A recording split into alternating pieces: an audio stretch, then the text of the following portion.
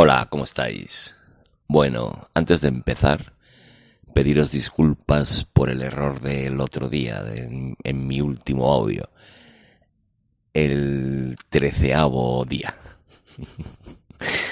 que no sé por qué me recuerda a la película El octavo pasajero, de Ridley Scott.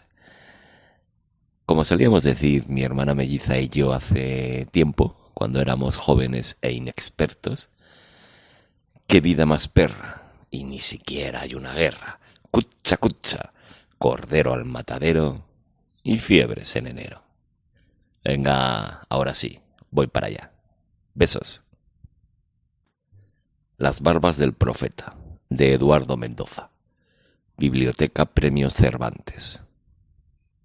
Fondo de Cultura Económica de España S.L., Madrid. Fondo de Cultura Económica Ciudad de México. Y Universidad de Alcalá, Servicio de Publicaciones, Alcalá de Henares. La Torre de Babel. Después del diluvio, el único episodio digno de mención, al menos en mi recuerdo, es la construcción de la Torre de Babel.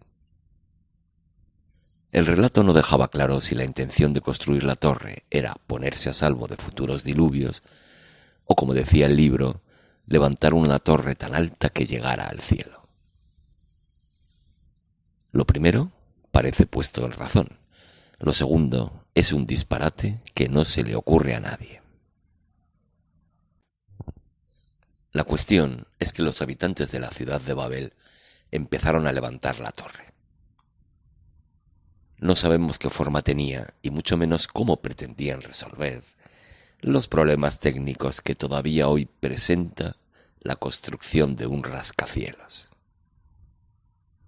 El relato solo subrayaba que el proyecto era fruto de la vanidad, o lo que es lo mismo, del deseo reiterado de parecerse a Dios. Esto Jehová no lo podía consentir, de modo que le puso fin por un procedimiento muy ingenioso. De la noche a la mañana confundió las lenguas, con lo que paralizó la obra y separó a los pueblos para el futuro. Según una tradición no bíblica, las obras de la Torre de Babel duraron 43 años, y después de ser abandonada, la derribó un fuerte viento.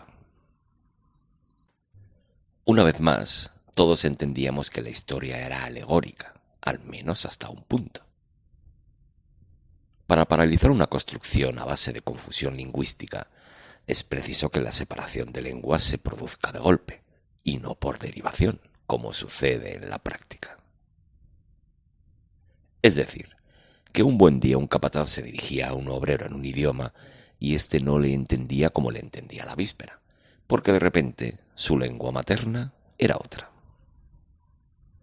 Uno se va a dormir hablando español y se despierta hablando sueco y sin recordar una palabra de lo que hasta ayer fue su forma natural de expresarse. Lo pintoresco de la anécdota, sin embargo, no empaña la grandeza del relato. En la gran saga de la humanidad, que aunque de un modo tosco era la historia sagrada, la evolución del lenguaje y su ramificación es otro gran mito fundacional.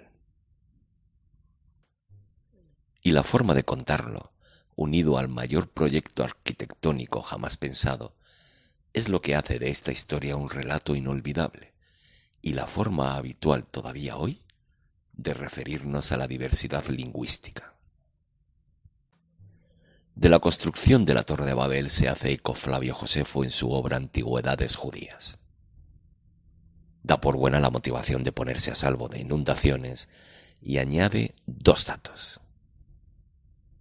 El nombre del monarca que decidió y ordenó la construcción, Menroz, identificado en la Biblia como un legendario cazador y rey de Babel y otras ciudades.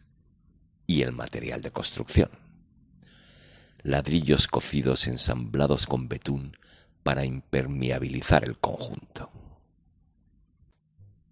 De la Torre de Babel hay muchas representaciones gráficas.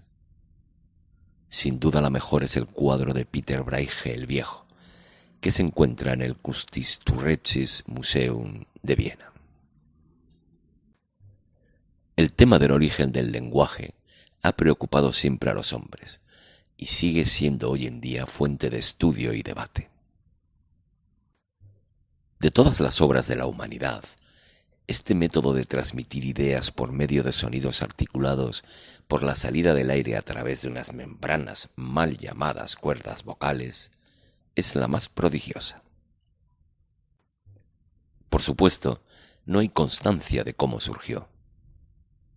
Se da por hecho que un buen día los hombres primitivos se encontraron hablando entre sí, con un vocabulario y una gramática suficientes para expresar pensamientos complejos, es decir, no meros sonidos de alerta o propuestas de apareamiento como los demás animales. Un lenguaje, por otra parte, consensuado por la humanidad para cumplir su finalidad. Tampoco se sabe si esto se produjo en un momento único y de ese primer lenguaje derivaron los demás, o si la invención se produjo en distintos núcleos de población. En cualquier caso, no deja de ser asombroso que todas las lenguas del mundo respondan a un mismo patrón.